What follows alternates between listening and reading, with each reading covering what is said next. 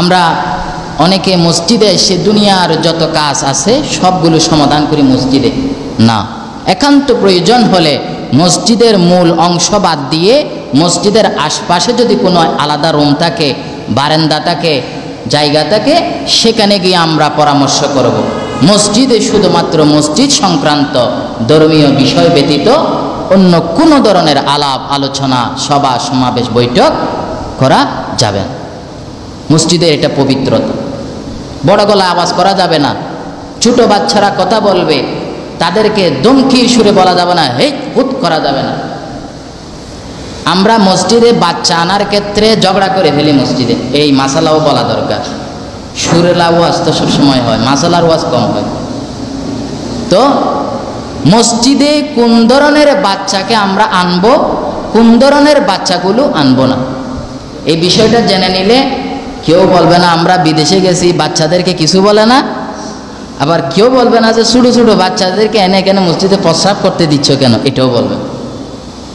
যেই সমস্ত বাচ্চা একেবারে ছোট, পবিত্র অপবিত্রতা বুঝে না, এইভাবে ডাক দিলে সাধারণভাবে সেই ডাকে সে ভয় পায় না, তাকে ডাক দিলেও কি না দিলেও কি সে সবার সাথে একই ধরনের আচরণ করে, ঘরেও ভয় পায় না, মসজিদে ভয় পাবে না। এই ধরনের বাচ্চাগুলা মসজিদে আনা নিষেধ, কারণ সে মসজিদে প্রস্রাব করে দিবে, টয়লেট করে দিবে, আরও বিভিন্ন ধরনের মসজিদের পবিত্রতা বুঝবে না, নামাজের পবিত্রতা বুঝবে না। আবার সামান্য বড় হওয়ার পর সাবালেক না হলেও তাদেরকে উৎসাহিত করার জন্য, তরবিয়তের জন্য, শিক্ষার জন্য পিতার সাথে মসজিদে আনা দরকার।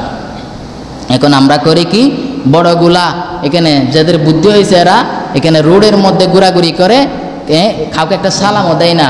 ওই ধরনের বাচ্চা সন্তানকে মসজিদে আনতে পারি না, লজ্জা লাগে। একবার চেয়ে দুইবার বললে যদি একটা বড় কথা বলে ফেলে, এটা হচ্ছে শিক্ষার অভাব।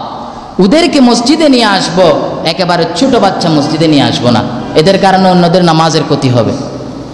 এজন্য 7 বছর থেকে নিয়ে যেই উৎসাহ দেওয়ার কথা আছে, শিক্ষা দেওয়ার কথা আছে, শিখবে, মা থেকে শিখবে, বোন থেকে শিখবে, ঘরে যারা নামাজ পড়ে তাদের কাছ থেকে নামাজ পড়া শিখবে। 10 বছর 12 বছর হওয়ার সাথে সাথে বালেক না হলেও তার একটা মোটামুটি কমন সেন্স হবে, মোটামুটি বুদ্ধি হবে, তাদেরকে বাপ পিতার সাথে, বড় ভাইয়ের সাথে মসজিদে নিয়ে আসতে হবে।